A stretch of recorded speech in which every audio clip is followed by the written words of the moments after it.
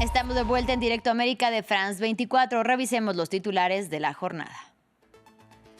Rusia atacó Kiev y otras 9 regiones ucranianas en otro bombardeo masivo con misiles y drones. Tuvo como principal objetivo infraestructuras energéticas y causó la muerte de 6 personas. En tanto, Volodymyr Zelensky reiteró estar de acuerdo con que la actual línea del frente sea el punto de partida para las negociaciones de paz. Tenemos reporte. El vicepresidente de Estados Unidos, J.D. Vance, reiteró la promesa de Estados Unidos de desarmar a Hamás y de reconstruir Gaza tras reunirse con el primer ministro israelí Benjamin Netanyahu.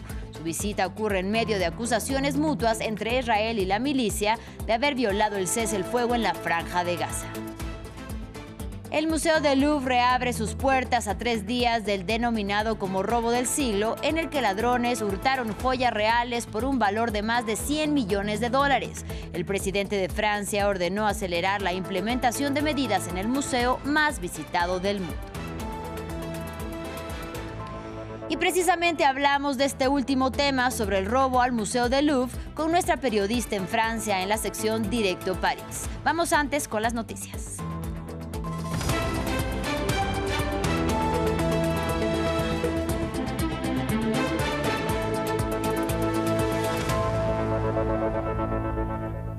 Iniciamos hablando de la guerra en Ucrania. Un nuevo ataque masivo ruso ocurrió la última noche contra Kiev y otras 9 regiones ucranianas que tuvo como principal objetivo infraestructuras energéticas. El ataque con drones y misiles causó la muerte de 6 personas y dejó a miles sin luz, dañando una planta en la región de Odessa. Ucrania también bombardeó territorio ruso, impactando una planta química en Briansk. Vamos a Kiev con nuestra enviada especial, Catalina Gómez Ángel. Catalina, muy buena tarde. Con el invierno a la vuelta de la esquina, continúan los ataques entre Rusia y Ucrania. ¿Cuál es la situación en terreno?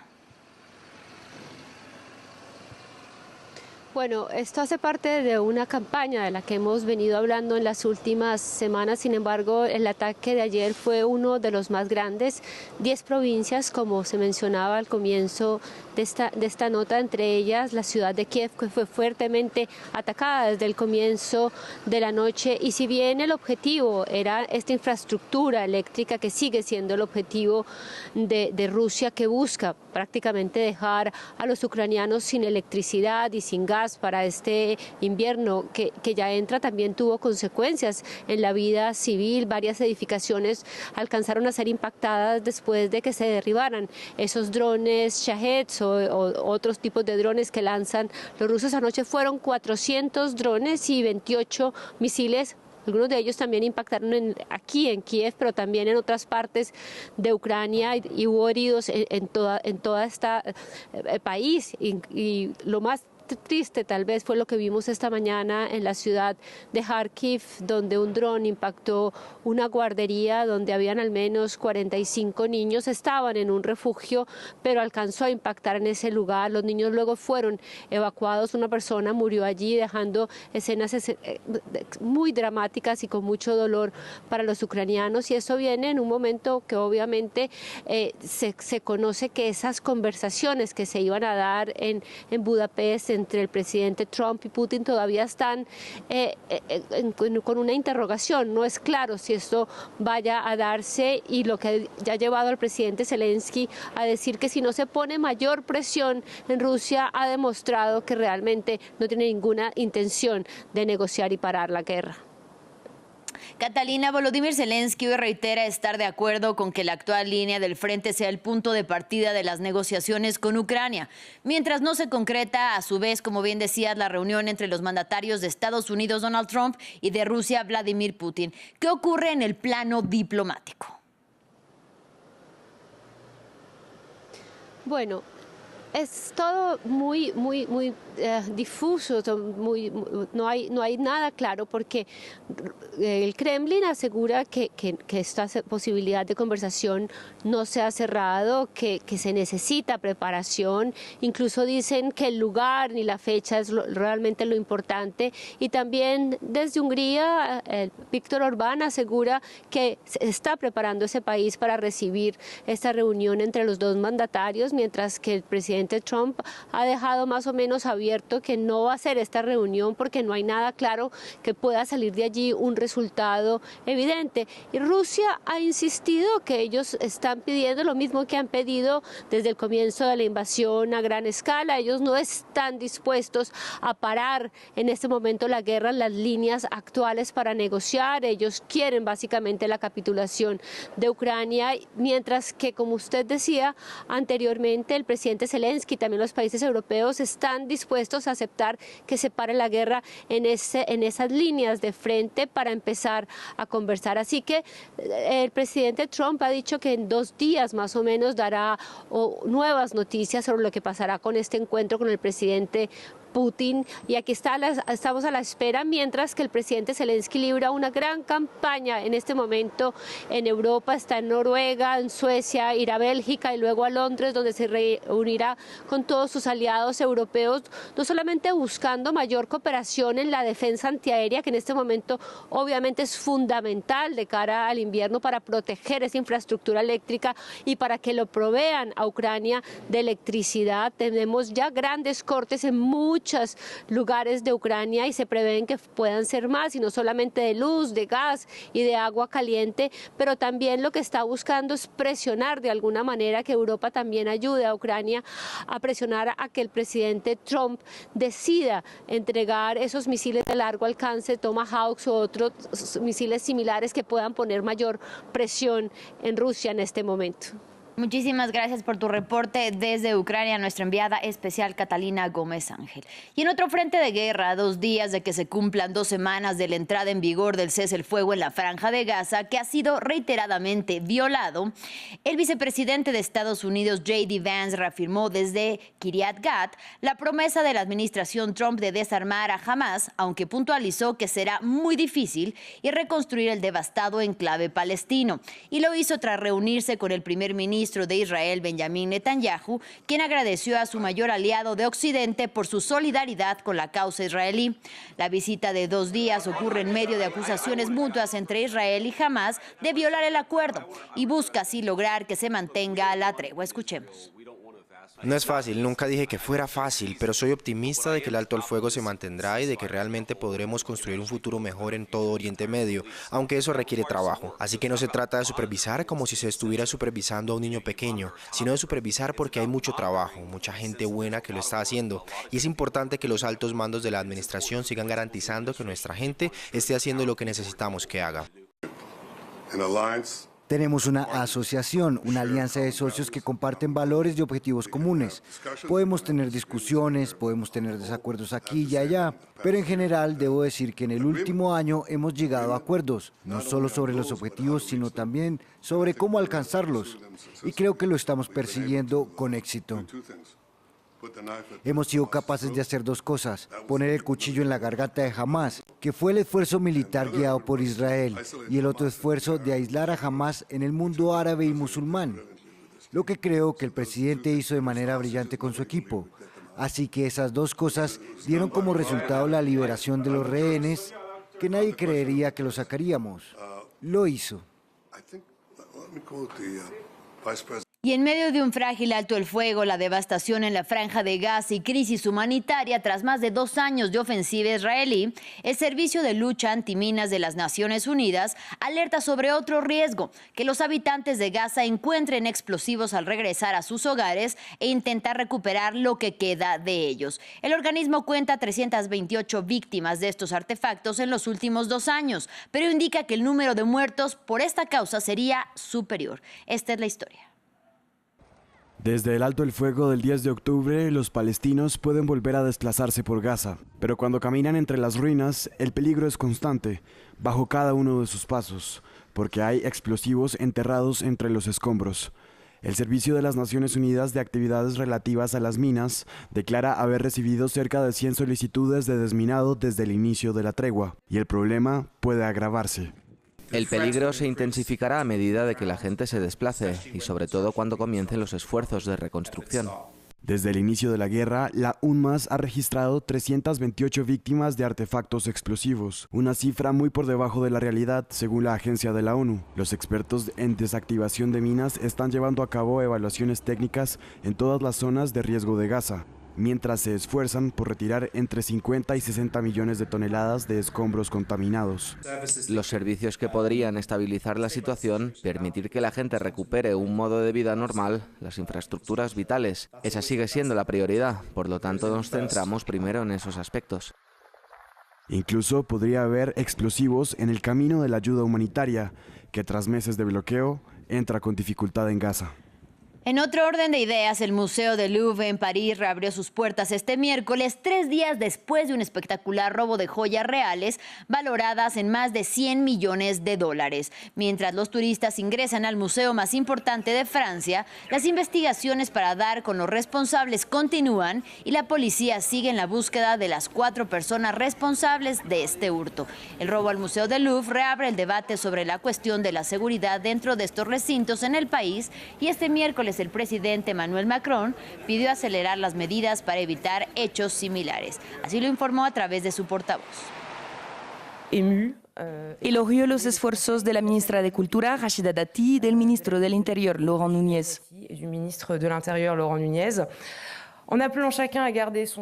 Si bien hizo un llamamiento a la calma, las investigaciones administrativas y judiciales están en marcha y esclarecerán por completo lo ocurrido. Además, indicó que se están implementando medidas de seguridad para el Louvre y solicitó una aceleración de estas medidas. Se esperan aceleraciones y propuestas de aceleración la próxima semana. De Francia nos vamos a Italia porque hoy se cumplen 3 años desde que la primera ministra italiana Giorgia Meloni asumiera el cargo. La líder de extrema derecha ha demostrado ser pragmática en el poder, estabilizando la economía italiana y supervisando uno de los gobiernos más longevos de las últimas décadas. Y sin embargo, las acusaciones de retrocesos democráticos son constantes. Lo revisamos en el siguiente informe. En los 3 años transcurridos desde su llegada al poder, Giorgia Meloni se ha situado en el punto de mira internacional, forjando vínculos con la presidenta de la Comisión Europea, Ursula von der Leyen, y con el presidente de los Estados Unidos, Donald Trump, quien le llama amiga. La líder del partido de extrema derecha Hermanos de Italia asumió el cargo con un programa tradicionalista, aunque su gestión en el gobierno ha sido pragmática. Soy Giorgia, soy mujer, soy madre, soy italiana, soy cristiana.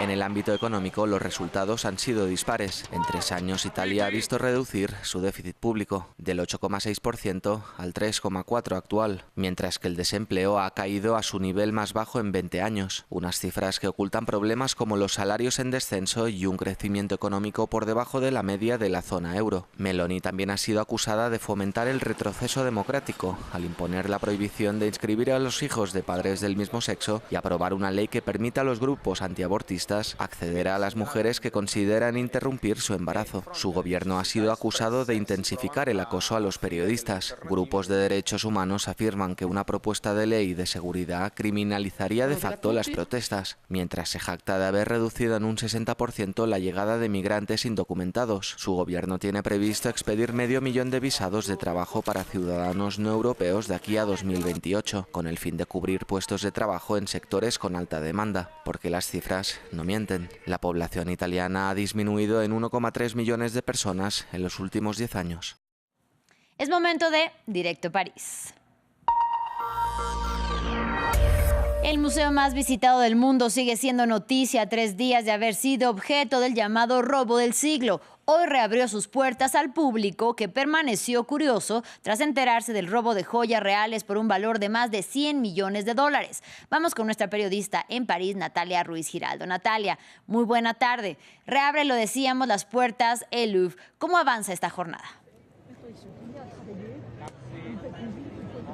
Muy buenos días, así es, pues los turistas que llegaron desde muy temprano, incluso algunos en la madrugada, para asegurarse que iban a poder esta vez ingresar al museo, teniendo en cuenta que este efectivamente cerró sus puertas una vez se dio a conocer la noticia del robo el domingo. El lunes se mantuvo cerrado. El día de ayer es siempre un día en que está cerrado el museo y hoy pues la pregunta era de si podrían o no los turistas entrar al museo. Finalmente la entrada se dio sin problema desde las 9 de la mañana, con todas las personas que tienen pues entradas compradas desde hace mucho tiempo. Todas las entradas están vendidas al menos de aquí hasta el viernes de esta semana. Así que las personas por fin pudieron entrar. Eso sí, no podrán visitar la Galería Apolo, allí justamente donde se produjo el robo, y por supuesto el museo allí, para evitar los ojos curiosos, pues puso todo un cordón de seguridad y agentes de seguridad también que están allí resguardando esta ala del museo para evitar que la gente quiera ingresar. Mientras tanto, pues continúa la investigación. Por ahora esas 8 joyas y los 4 ladrones parecen haberse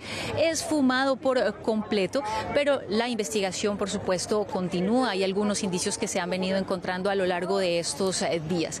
Ahora, uno de los puntos es que ahora tiene que haber una respuesta por parte de los responsables de este museo, del Ministerio de Cultura. La ministra de Cultura, Rashida Dati, el día de ayer tuvo que responder ante la Asamblea Nacional cuando se le cuestionó precisamente sobre los problemas de seguridad del museo. Ella dijo, no, los sistemas de seguridad funcionaron. Esto le valió un abucheo total en el pleno de la Asamblea, pero es cierto que funcionaron desde el punto de vista que hubo una alarma que pues sonó, pero no en la galería, sino en el centro donde se controla toda la seguridad del museo. Sin embargo, ya como lo hemos venido diciendo, pues todos los expertos, más los mismos trabajadores del museo, insisten en que las condiciones de seguridad y todas las inversiones en seguridad no han sido las suficientes. Y esta tarde pues también va a vivirse otro punto en el Senado. Es allí donde la directora del museo, Laurence Descartes, va a tener que responder ante la Comisión de Asuntos Culturales precisamente sobre este robo. Se sabe que Descartes, pues de hecho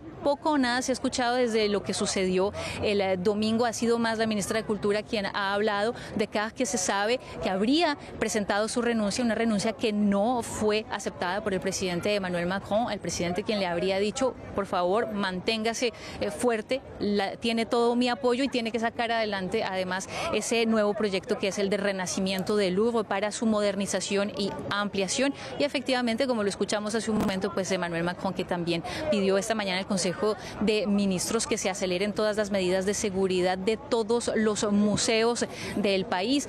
De hecho, tanto el ministro del Interior como la ministra de Cultura lo que pidieron es a todos los prefectos del país de entregar un reporte de las medidas de seguridad que hay en estas diferentes instituciones culturales en toda Francia. Y hablando de Emmanuel Macron y del Consejo de Ministros, la suspensión de la reforma de pensiones enfrentó este miércoles precisamente al presidente Emmanuel Macron y al primer ministro Sébastien Lecornu. ¿Qué información hay al respecto?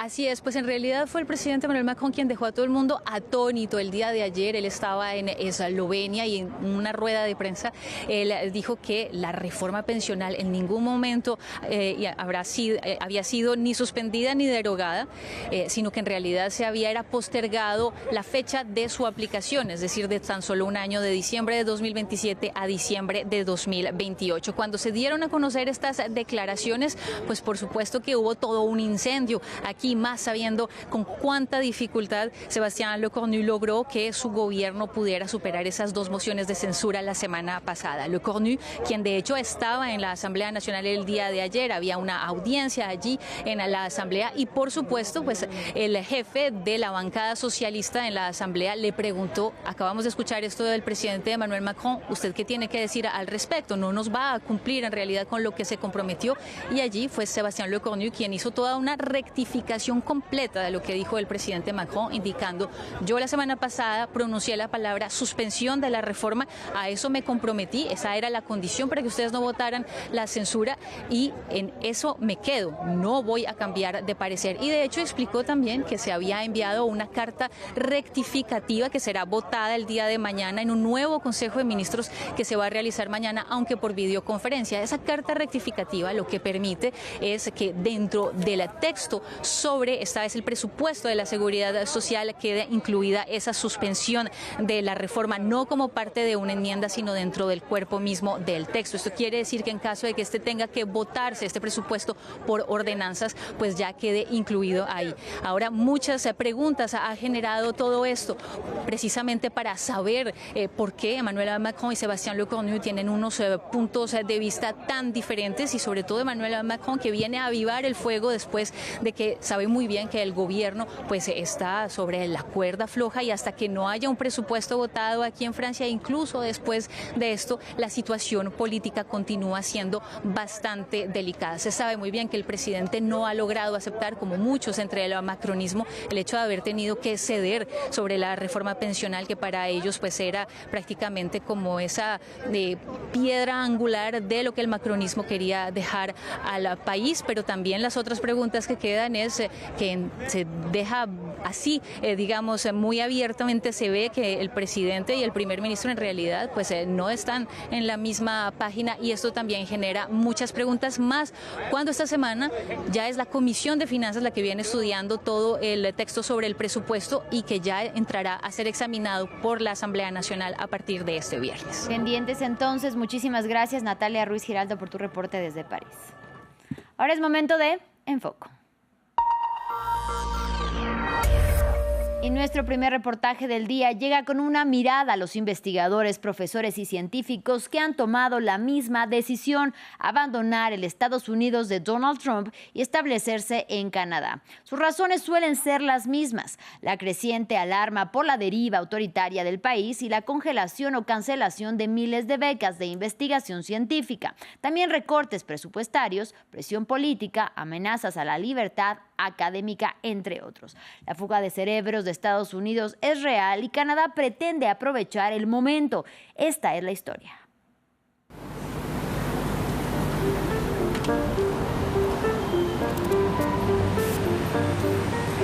Ha cambiado las calles de Connecticut por las de Toronto. Me siento tranquilo y libre aquí en Canadá, y mis hijos también. Estoy aprendiendo a ver Canadá como mi hogar. Eso es lo que intento ahora. Jason Stanley, de 55 años, es filósofo y uno de los principales expertos en fascismo. Huyó del Estados Unidos de Donald Trump para enseñar aquí. Lo que me encanta de enseñar en la escuela Monk es que tenemos expertos en todas las regiones del mundo, centros que estudian cada rincón del planeta. Es el lugar ideal para trabajar sobre la amenaza fascista global. Detrás de su decisión está la necesidad de trabajar con libertad, lejos de los ataques del gobierno Trump contra la ciencia y las instituciones democráticas. Me habría quedado en Estados Unidos si Trump no hubiera ganado las elecciones. Mi presencia en Yale convirtió a Yale en un blanco. Ahora estoy completamente libre. Puedo decir lo que quiera, y para mí eso significa Canadá en este momento. Un lugar donde puedes criticar a otros países, criticar a Estados Unidos sin miedo.